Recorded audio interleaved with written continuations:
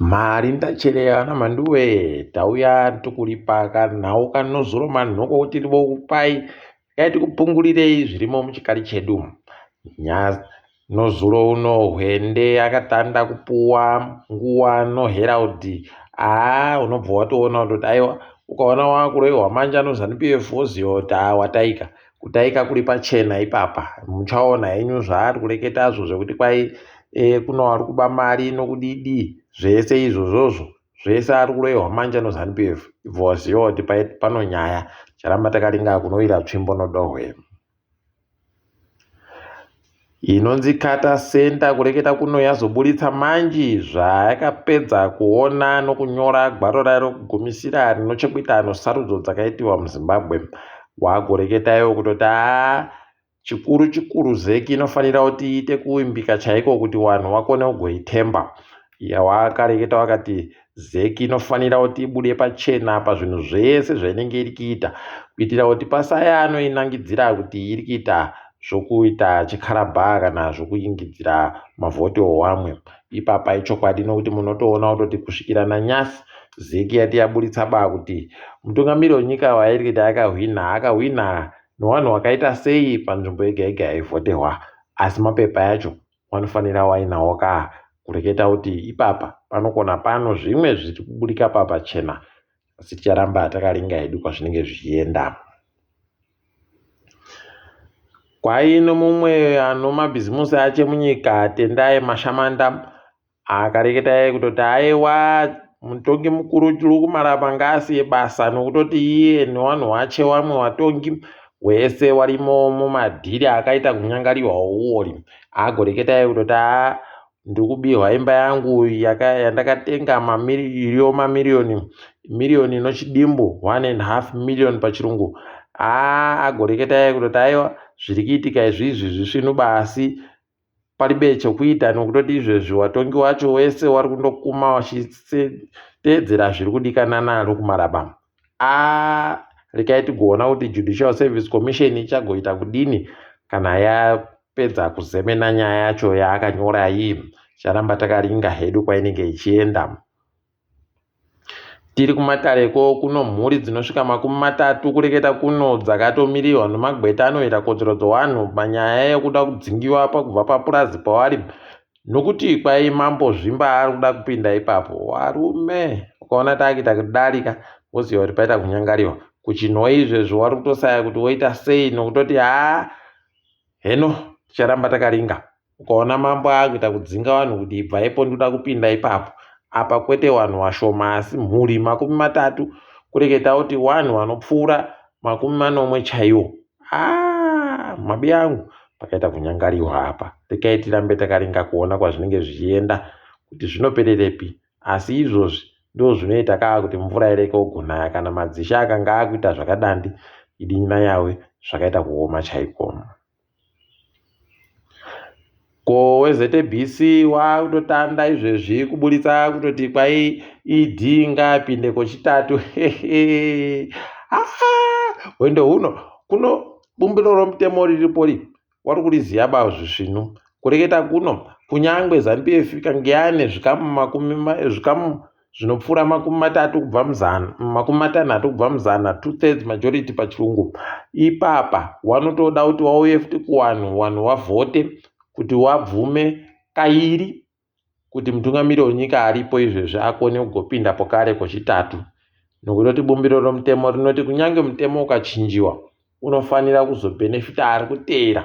Kureketa kuti kana izvezvi ED akachinja mutemo, iye ndiye munhu anokwanisa kusenzesa mutemo uyu, unofanira kusenzesiwa neachateera. Kureketa kuti kana Chamisa kana ari achateera ndiye anokwanisa manje kupinda kochitatu. Rekai tione kuti zvinopera sei. Ticharamba hedu takaringa kuti vanenge vachipedza sei yavari kutanda iyi. Hurumende iri kureketa kuti kuno vanhu vanopfuura miliyoni ribodzi wakatopuwa kamushonga kokudzivirira chirwere chekorera, korera vaccine pachirungu. Tikuwarwira manja tichiti makorokoto dai zvatoenderera mberi kuti vanhu vareke kugopfa. Vanhu vanoita zvoinsurance muZimbabwe kwai izvezvi makambani ari kuita hutsotsi hugororo chaihwo husvinu zvokutoti bazi rinoringa kuti vari kusenza sei IPEC raakutoreketa izvezvi kutoti ngavachimbidze wabhadhara vanhu mari dzinenge dzauya nokutoti vari kubhadharwa mari dzacho. Ipapa unobva watoona kuti utsotsi hwemuZimbabwe hwakaita kunyanya. Rekai tione kuti zvinepa zvichasvika chere, asi zviri kuita kunyanya chaiko kuhwadza. Nyika yeJapan yaitapo kare usahwira husvinu hunooneka nomabasa makuru. Kureketa kuno waunza mari inoita milioni ribodzi nozvuru mazana matatu ana makumi matanhatu, 1.36 million US dollars pachirungu, wachipa bazi WFP World Food Program kuti ibatsire vanhu vanopfuura zviuru makumi mana chaiwo kuti waboye chokudya. Ndousahwira kawo, ndousahwira. Haikona kundotipa zvombo zvohondo munguva yenzara kudare wakomana. Unobva waita kuona kuti tiribe usahwira husvinu. Vamwe vanenge vari kundoringira kuti zviite kunyangarira vanhu, vamwe vari kutibatsira zvisvinu, asi tinoda toramba kuti vanhu vasvinu pokare masahwira edu. Tikutenda hurumende yeJapan iyi kuti ikuita tuzvinu. Kwaimwe wakabuditsiwa mugomba rakacheriwa noInvictus kumuzalabani wachisvika manje kuAmerica sondo rino. Tiri kuramba tichizvitenda izvi. Kwaimwe yayo watora nguva yakawanditsa kudarika nonyaya yekuti unotekaira nochikepe, hwii kutekaira nondege, unobvumiwa ba mundege. Kuno aiwa tiri kuti makorokoto zvakanaka ngazviende mberi zvakadando. Tichagomba kuti vanenge vari kureketa kuti mweya rudzii pokare kuti une zvinhu zvakawanda sei, unogona kuseenzesiwei zvese izvozvo.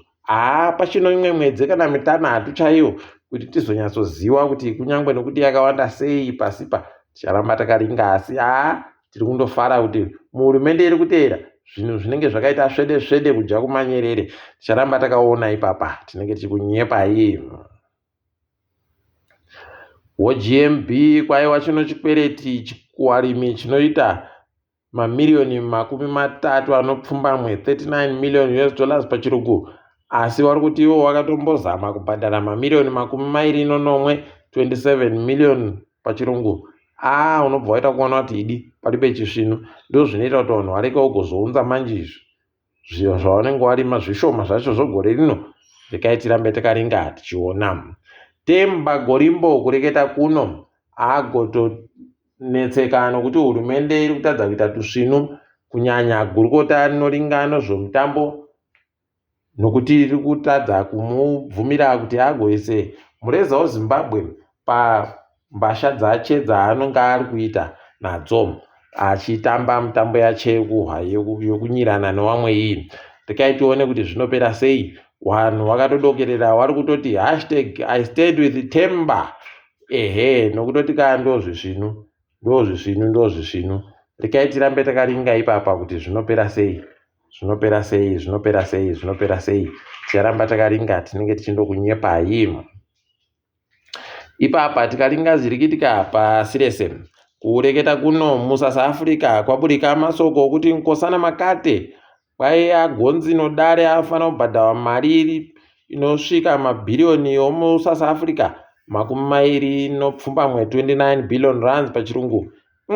Kana zvikadari aiwa anota nonyaya yache yaakagwenesa kudare makore 18 wachirwisana basi naiyo Vodacom ichiramba kumubhadhara. Zvakaita kunaka, ngazvirambe zvichienderera mberi izvo.